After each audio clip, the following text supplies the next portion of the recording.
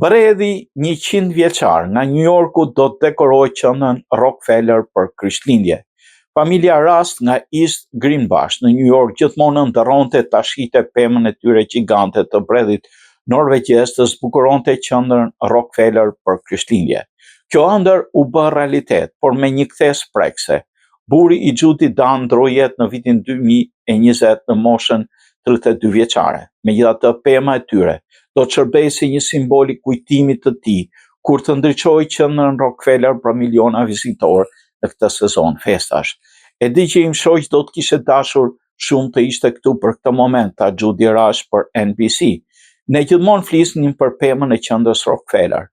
Është kaq e veçantë që pema jon familjare do bëhet pema e Amerikës. Pema 22 metra e gjatë u pre më 6 nëntor dhe filloi udhëtimin e saj drejt qendrës Rockefeller ku ka arritur.